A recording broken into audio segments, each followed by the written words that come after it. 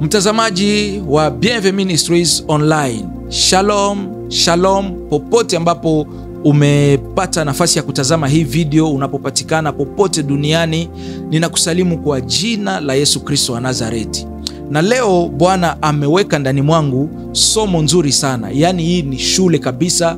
Nitakuomba ukiweza kuandika, ukiweza kusave hii video, fanya hivyo, sababu leo tuko najifunza namna ya kuumba, namna ya kutengeneza future.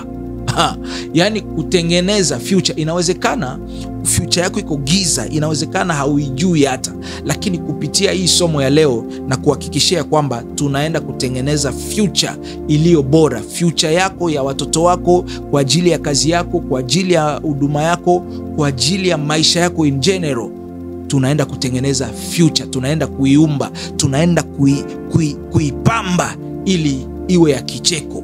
Kwa hiyo hakikisha yule unayompenda, share naye hii video, share naye hii link ya video, wewe ambaye utapata chance ya kutazama hii video. Mungu akubariki sana. Kwenye kila eneo ya maisha ya mtu, au kwenye kila eneo ya maisha yako, unahitaji kuwa na watu ambao ni wasimamizi, wale ambao tunawaita kwa French mentor, wale watu ambao wanakusimamia, wale watu ambao wanakufundisha, wale watu ambao wanakuongoza. Na mimi haya mambo ambayo nataka niseme na wewe leo ni kwamba nimejifunza kupitia wale watu ambao ni mentors zangu, watu ambao wamekuwa kwangu kama vile kivuli, ambao wamekuwa wakinifundisha na kuniinspire. Nimejifunza kwao hivi vitu ambavyo nataka nikufundishe. Ndio maana na wewe nakushauri, wewe ambao unataka kuenda mbali kwenye maisha yako, iwe kwenye biashara, lazima uwe na mtu ambaye unajua huyu na kuaga napata mawazo kwake. Kwenye ndoa lazima uwe na mtu ambaye unajua huyu ni mfano mzuri na kuwa najifunza kwake. Kwenye huduma, yani kuwa na wale watu ambao unajua hawa watu, huyu mtu anaweza kunisaidia, huyu mtu anaweza kunionyesha njia, anaweza kuniongoza. Ni muhimu sana sana kwa ajili ya kutengeneza future yako iliyo bora. Kwa hiyo nimesema leo tunatengeneza future, na nitaongea na wewe mambo marefu hapa. Pointi ziko nyingi sana, lakini usichoke, uende uziangalie zote, sababu hiyo ya mwisho ya 14 ni ya muhimu sana. Kitu cha kwanza ambacho kitafanya future yako, au namna ya kwanza ya kutengeneza future, ni kwamba kumweka kwanza Mungu. Ni kusema Mungu kwanza. Natamani mtu uandike hapo kwenye comment, sema Mungu kwanza. Weka hata wewe mwenyewe, sema hapo ulipo, sema Mungu kwanza. Sikia, Biblia inasema hivi kwenye kitabu cha Mithali sura yake ya 3 mstari wa 6. Biblia inasema, katika nia zako zote mkiri yeye, naye atayanyosha mapito yako. Yani katika nia zako zote, katika mipango yako yote, katika plani zako zote, yani ukimkiri kwanza Bwana, ukisema Mungu kwanza, yani ana promise, anaahidi ya kwamba atanyosha njia zako zote. Yani mara nyingi tunafeli. Mwingine iko napanga hapo mipango yake, lakini anaweka kwanza mke wake wa kwanza, mwingine anaweka kwanza mume wake, mwingine anaweka mtoto wake, mwingine anaweka pesa zake kwanza, mwingine anaweka huduma yake kwanza. Yani tunakuwa tunaweka vitu ambavyo tunaweka priority kwetu, havimpi Mungu nafasi, na ndio maana tunafeli katika mipango yetu, tunafeli katika mambo mengi tunayoyafanya.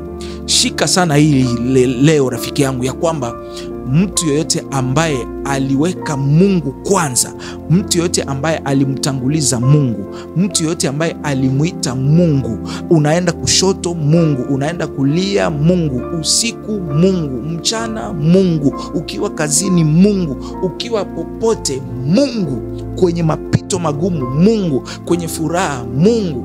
Yani ukiwa unaweka tu Mungu first, God first, nikwambie hautaaibika hata siku moja.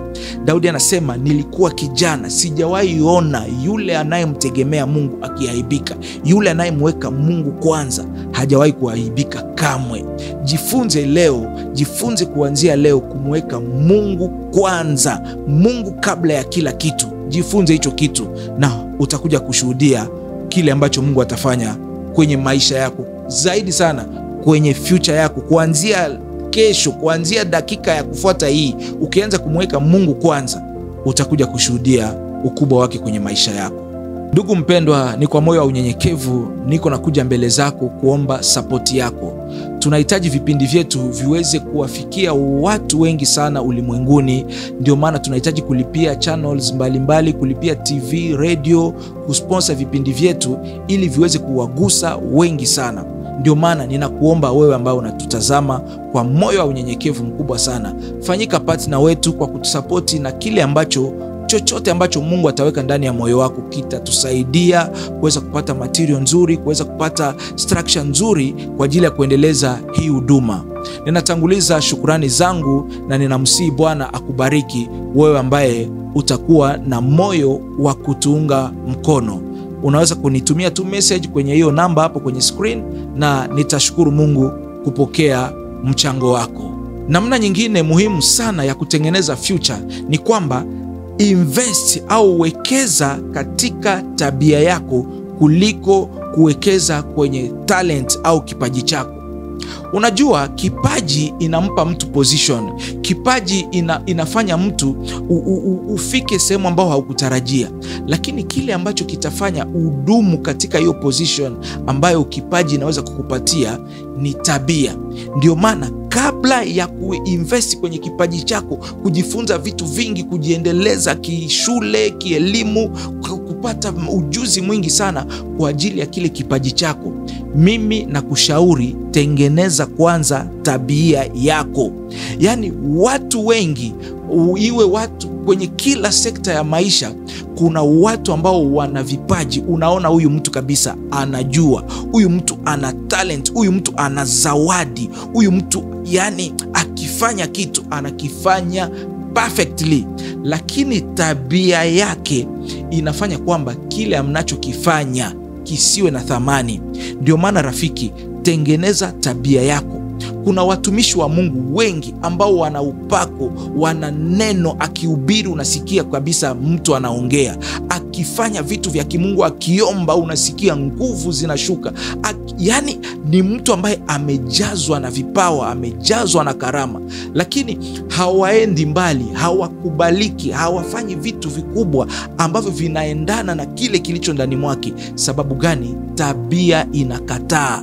Yani unakuwa na tabia mbaya ambayo inafanya kile kitu kizuri kilicho ndani mwako kisionekane. Ndio maana omba Mungu, na wewe mwenyewe kuwa na dhamiri ya kujitambua kwamba mimi nina madhaifu hii na hii, mimi hapa kwenye hii maeneo siko vizuri. Kwa hiyo kuwa na nia ya kutengeneza, ya kuombea kwanza tabia yako, ya kujitahidi kabisa kubadilika, kuwa vizuri.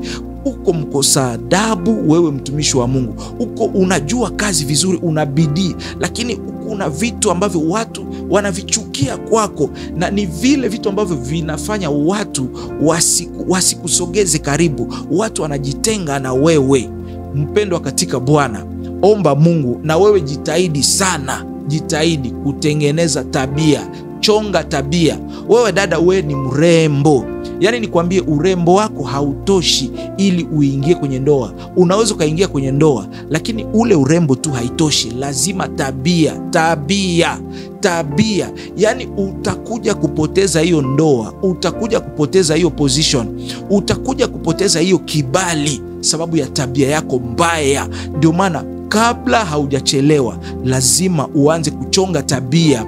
Uliza watu Bwana, mimi nakoseaga wapi? Kitu gani kinanifanya nisipendwe? Kwa nini watu wananichukia? Kwa nini watu wananikataa? Ukiwa unajiuliza na unauliza watu, watakuambia na itakusaidia ujitahidi kubadilika, sababu unachelewesha baraka. Utakuja kufa, utakufa hauna kitu, utazeeka hauna kitu, utakuwa unahangaika, una mwisho utakuwa mzee bila kufanikiwa. Sababu gani?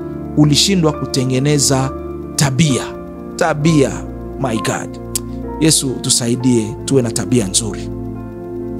Namna nyingine ya kutengeneza future ni kwamba kuwa na nidhamu, discipline. Yani nidhamu inamaanisha kujua wapi, yani authority yako inaanzia na inaisha. Kitu gani unaweza kufanya na kitu gani hauwezi kufanya, wapi unaweza kuenda, wapi hauwezi kuenda.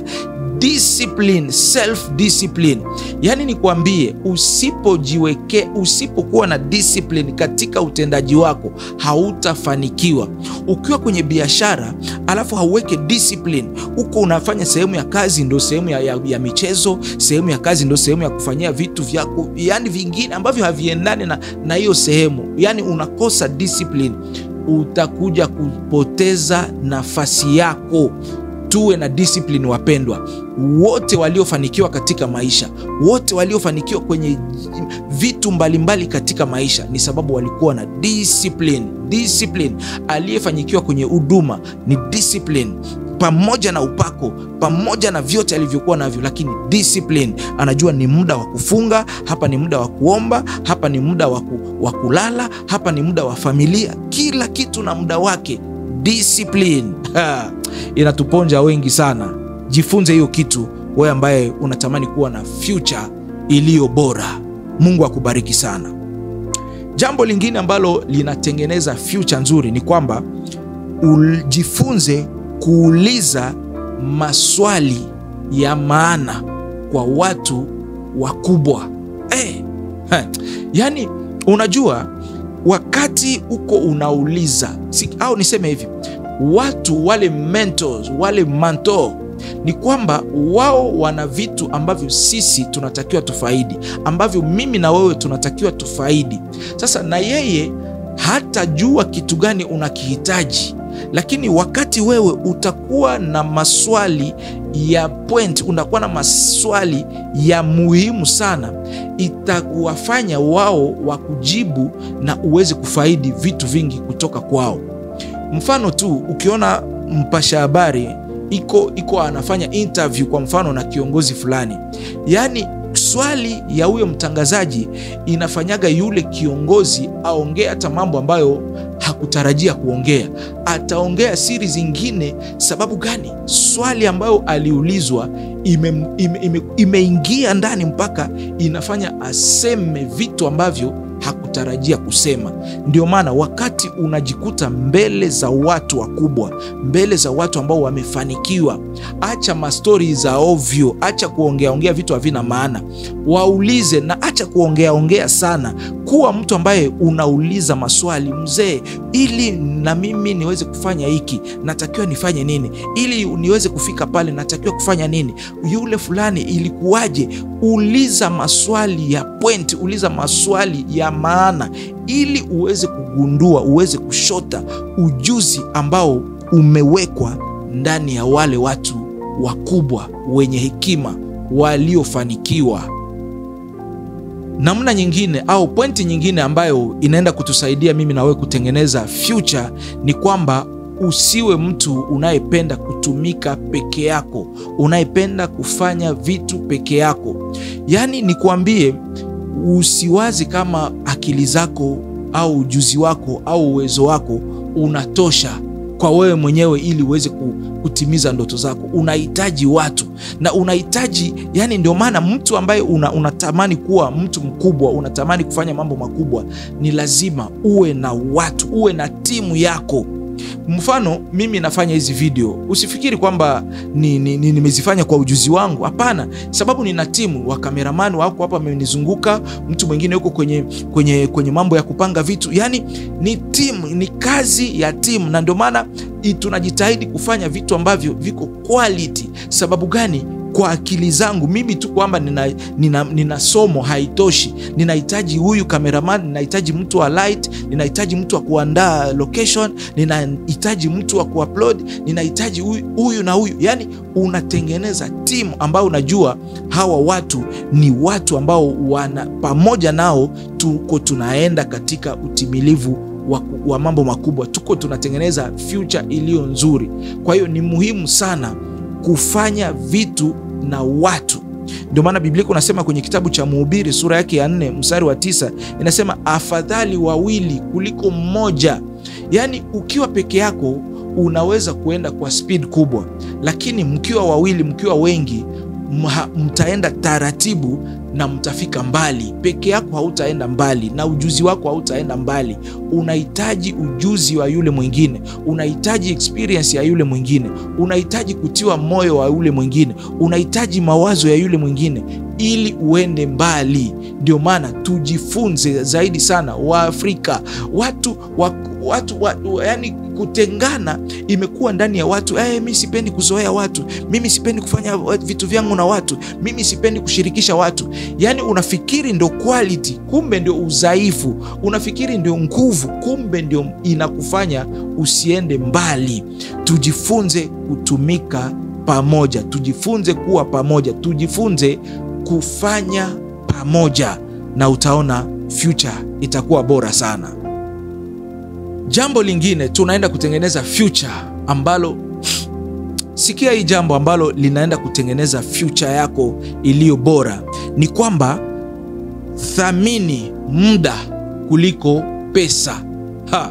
Unajua watu wanasemaga kwamba muda ni pesa. Ni kweli, muda ni pesa, sababu ni ndani ya muda ndio unafanya kitu ambacho kinaweza kikakupa pesa. Lakini nikwambia kwamba muda ni ya thamani kuliko pesa. Muda ina faida kuliko pesa.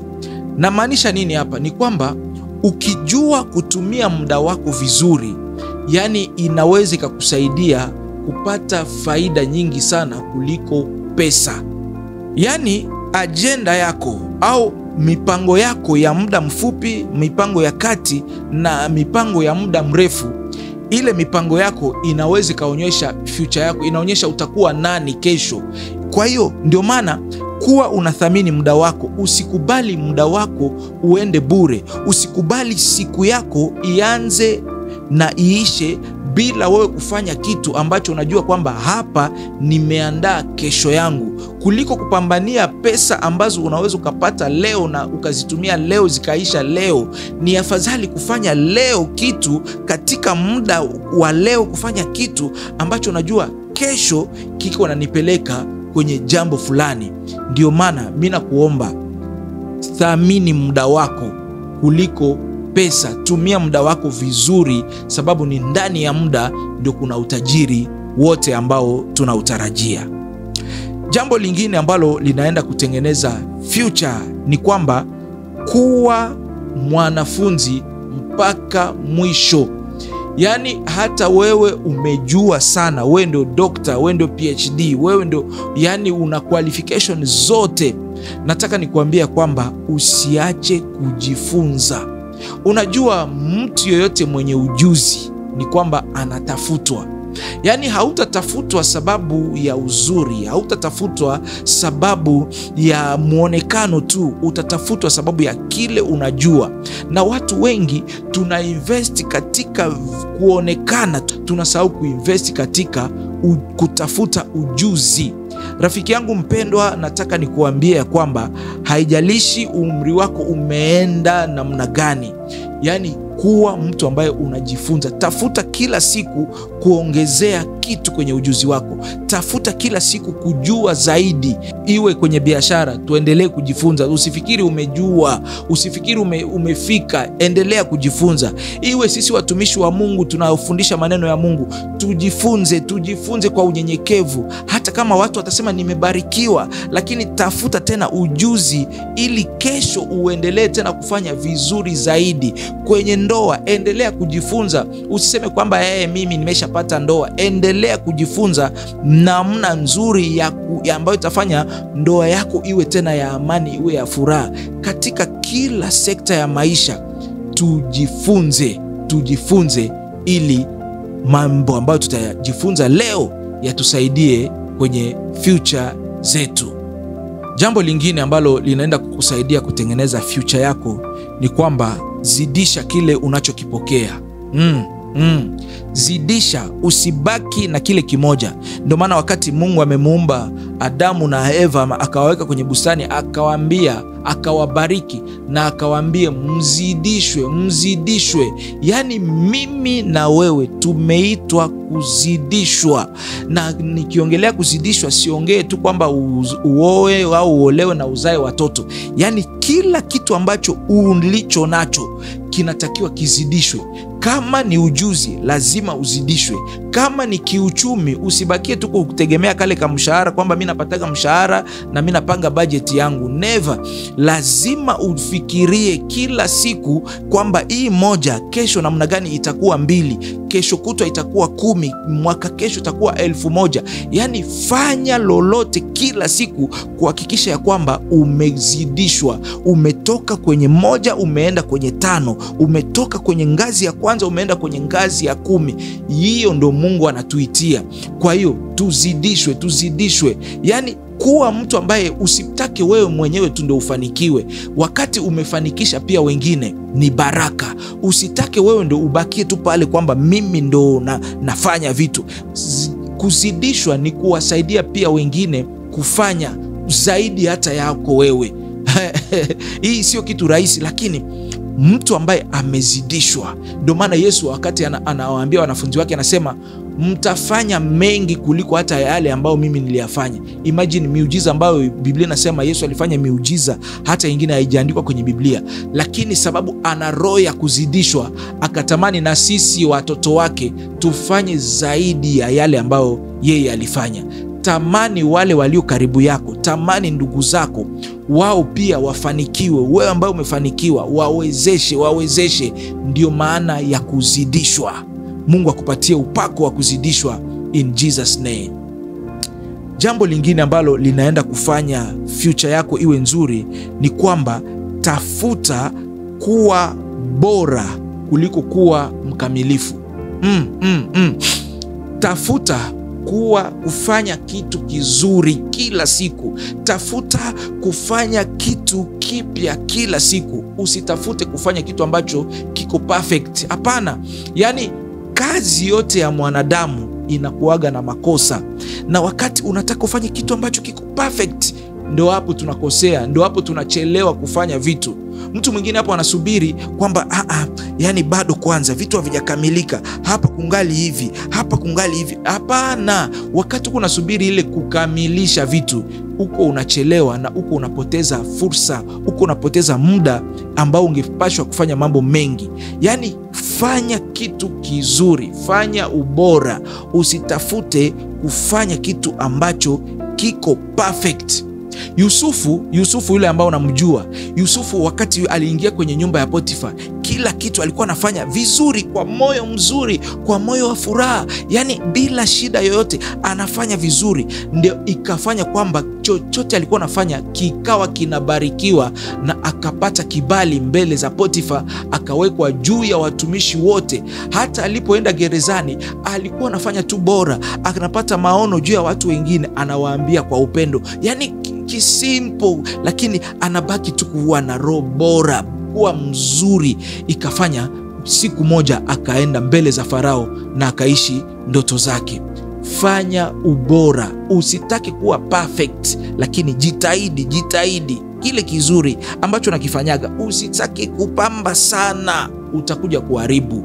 Kazi yoyote ya mwanadamu ina makosa, lakini kwa ubora tunaweza tukapata kibali mbele za Mungu na mbele za watu. Jambo lingine ambalo linaenda kufungua future au linaenda kutengeneza future ni kwamba jizungushe au jipatanishe, kujiambatanisha na watu wenye uwezo kukuzidi. Yani hii ni ngumu sana kwa watu wadhaifu, kwa watu ambao hawana nyota ya kufanya mambo makubwa. Yani watu wengi anapendaga, yani ye akiwa na quality fulani, au akiwa yeye ni kiongozi, Yani anatamani ya kwamba wote ambao atakuwa nao wasiwe na uwezo kumzidi yeye. Anataka yeye ndo awe best, yeye ndo awe waseme kwamba wewe ndo unajua, alafu wengine wote wakuwe hawana ujuzi, wakuwe hawana uwezo. Nikwambie, ukiwa unaishi na watu ambao wewe ndo unawazidi kila kitu, ujue kwamba hautafanya kitu kikubwa. Tamani sana kuwa na timu, kuwa na watu ambao wana ujuzi kukuzidi. Yani hapa naongea na leaders, viongozi wa makanisa, viongozi wa makampani, viongozi wa mataasisi mbalimbali. Ukitaka ufanye mambo makubwa kwenye maisha yako, ukitaka uwe best, yani kuwa na watu ambao wanajua kukuzidi wewe. Jiambatanishe wale washauri wako, wale watu ambao una collaborate nao. Yani tafuta watu ambao wanajua kukuzidi, sababu wale ndo watakufanya sasa wewe uwe best. Yani ukiona kiongozi ambaye amefanya vitu vizuri, ukisikia president fulani amefanya kitu kizuri, ameongea mambo ya point, ameongea vitu vya maana, sio kwamba vyote ambavyo wanavifanya au vyote ambavyo wanaviongea vinatoka kwenye akili yake. Never. Mara nyingi vinakuwa vinatoka kwa watu wenye uwezo aliojipatanisha nao, kwa watu wenye uwezo waliomzunguka. Yani wewe ambao unataka kufanya mambo makubwa, jipatanishe na watu wakubwa. Mara nyingi viongozi wengi, watu wengine ambao mimi nawaita watoto wa kiroho, watoto tu wa kiakili. Yani akiona kwenye mtu ambaye ni wa chini yake anafanya kitu ambacho yeye hawezi kufanya, anafanya kitu kizuri, watu wanamshangilia, watu wanamuappreciate. Yule ambaye ni mdogo, yule ambaye ni wa chini, unaona yule mkubwa, yule wa juu anakasirika, badala ya kusema yes, huyu ndo mtu ambaye namtaka, huyu ndo namtaka huyu. Yani ukitaka watu wenye uwezo, nikwambie utakuwa mwenye uwezo zaidi. Yani imagine Farao anaangalia kwenye Misri yote, anasema tumpate wapi mtu mwenye ujuzi kama Yusufu, tumpate wapi mtu kama huyu? Akakosa mtu. Yani alihitaji mtu ambaye anajua huyu ndio best, huyu ana ujuzi, huyu anajua mahesabu, huyu anaelewa vitu vizuri. Akasema huyu, wewe ndio akamweka juu, akamweka kwenye position. Sasa sisi zaidi sana wa Afrika, mkiona mtu wa juu, mkiona mtu mwenye ujuzi, mkiona mtu mwenye uwezo, ndo mnakuwa mnamponda, ndo mnakuwa mnamfanya adui yenu, badala ya kumweka karibu, badala ya kusema huyu tumtunze vizuri, ndo mnamfanya adui yenu. Ni roho ya kutokuendelea. Wewe ambao unatamani kuwa na future nzuri, ni lazima ujipatanishe, ni lazima ujizungushie, ujiwekee watu wenye uwezo, ndio wawe watu wako wa karibu, sababu watakufanya uwe na uwezo zaidi. Pointi nyingine inaenda kukusaidia kufanya future au kutengeneza future nzuri, ni kwamba usitafute kukubalika na watu. Usitafute watu wote waseme ndio. Yani wakati unatamani ya kwamba watu wote wakubali ili ujihakikishia kwamba hiki kitu ni kizuri, nikwambie utafeli. Ile ambao watu wanasemaga eti sauti ya watu ndio sauti ya Mungu, ni uongo. Mungu yeye hapatikani kwenye zile sauti za watu. Nikwambie, kile kitu ambacho umejihakikishia ya kwamba nina ndoto ya kufanya jambo fulani na ni kitu ambacho hakinitoi kwenye mapenzi ya Mungu, usisubiri ya kwamba huyu aseme ndio, usisubiri kusikiliza sana mawazo ya watu. Ni wewe na roho yako na Mungu wako. Fanya. Ukitaka mahesabu yako kila mtu ayakubali, hii hapa itakubali, hii hapa itaenda sawa, unapenda watu wote wahakikishe vitu, hautafanikiwa. Sikia tena hii kitu hapa, ni kwamba usitake kwamba watu wote wakukubali, au usitake ya kwamba watu wote waongee mambo mazuri kwako. Kwa unajua kwamba yale maneno mabaya ambayo watu wanayaongea kwa ajili yako pia yanaweza kukusaidia kuwa best, yanaweza kukusaidia kufanya vizuri zaidi. Mara nyingi tunapenda watu watushangilie. Ukifanya kitu watu wanasema ndio tunapenda, tunafurahi. Unafikiria kwamba ndio inakupatia kuwa na nguvu zaidi. Lakini nikwambie, kwa mtu mwenye akili, wakati pia unasikia watu wanakukosoa, watu wanaongea mambo negative kwa ajili yako, chukua yale mambo, chukua yale maneno, sababu yale ndo yanaenda kukufanya tena kuwa mzuri zaidi. Usipende sana maneno ya watu wanaokufurahisha. Usipende kusikia tu kile ambacho unapenda kusikia. Usipende zile hongera kila siku, hongera, usizipende sana. Tamani pia wakati mwingine watu wakukosoe, watu wakuambia hapa umeshindwa, watu wakuambia hapa haufai. Tamani pia kusikia yale maneno, sababu yanakufanya kuwa best, yanakufanya kujirekebisha, yanakuchonga, yanakufanya uwe mtu mwema. Mungu akusaidie sana. Mungu akusaidie kabisa. Jambo lingine ambalo linaenda kutengeneza future ni kwamba kuwa mwaminifu kwa mambo madogo. Hapa ni watu wengi wanashindwa. Mtu mwingine anafikiri au anasubiri ya kwamba anasema nitakuwa mwaminifu, nitaanza kuwa mwaminifu vitu vikisha kaa vizuri, vitu vikisha kuwa vikubwa ndio nitakuwa mwaminifu. Nikwambie, vile vikubwa ambavyo huko nasubiria kwamba utakuwa mwaminifu baada ya vikubwa havitatokea, sababu umeshindwa kuwa mwaminifu kwa hivi vidogo, kwa hivi vya chini.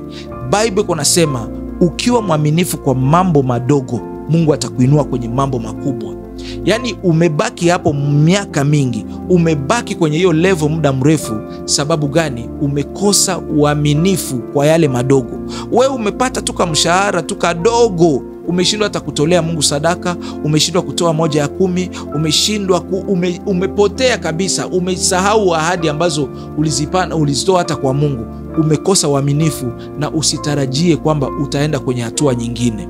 Jifunze kwa yale madogo, kwa hicho cha chini, jifunze kuwa mwaminifu na Mungu atakuinua kwenye mambo makubwa sana. Jambo lingine kabla ya mwisho ambalo linaenda kutengeneza future yako ni kwamba tengeneza au badilisha kila vita au kila uchungu wa maisha yako, uibadilishe kuwa uwezo wako. Yes, nasema hivi, kila uchungu, kila kitu kigumu ambacho unakipitia kwenye maisha yako, usikichukulie kwamba ni kwa ajili ya kukuua, lakini chukua ile uchungu na uifanye kuwa uwezo, sababu hakuna yule aliyefikia utukufu bila kupitia uchungu. Na katika ule uchungu nikwambie ni kwamba ni wakati ambao Mungu anakuwa anaandaa watu ambao wako strong. Mungu anakuwa anatengeneza quality ndani ya uchungu. Mungu anakuwa anafundisha mtu kuelewa vitu vigumu sana ambavyo haungejifunza wakati ulikuwa una relax. Ndio maana hiyo shida yako isikuzoofishe. Usizame kwenye yale magumu, usipotelee kwenye zile shida, lakini chukua zile shida kwamba hii ni mafuta, hii ni nguvu ya kunifanya tena niweze kufanya vizuri zaidi. Sikia wewe ambayo unapitia mambo magumu, ni kwamba yale magumu hayako kwa ajili ya kukuangamiza. Yale magumu yanakupa nguvu, yale magumu yanakutengeneza. Ndio maana narudia kusema, kila uchungu wa maisha yako yachukue kwamba ni sehemu ambayo inakufanya uwe na nguvu zaidi. Nasema hivi, hata kushindwa ambao umeshindwa, yani inakuwa kushindwa wakati umekubali ya kwamba umeshindwa, lakini ile kushindwa kwako ni faida wakati umechukua mambo mazuri na umepata somo katika kushindwa kwako. Inakupa nguvu zaidi ya kuendelea kufanya tena vizuri zaidi. Usiregee sababu umeshindwa, usiregee sababu ya uchungu ambao unasikia ndani mwako, lakini hiyo uchungu ikupatie nguvu ya kuwa na nguvu zaidi ya kufanya vizuri zaidi kwa utukufu wa jina la Yesu Kristo. Mungu akubariki sana na Mungu akuwezeshe katika kuandaa future yako iliyo bora sana. Mimi naitwa Pastor Bienvenu Wanzire. Kwa moyo wa unyenyekevu na kuomba sana kabisa ya kwamba usubscribe kwenye YouTube channel hii Bienvenu Ministries Online. Ninapatikana pia kwenye social media zote, kwenye TikTok ukiandika tu Past Bienvenu Wanzire. Kuna mambo mengi sana mazuri sana ambayo yatakubariki. Na kwenye Facebook ukiandika Bienvenu Wanzire utapata hapo mambo. Kila siku tunaweka kitu ambacho kinaweza kukusaidia kuweza kutimiza mambo makubwa. Bwana wa mbinguni akubariki. Amen.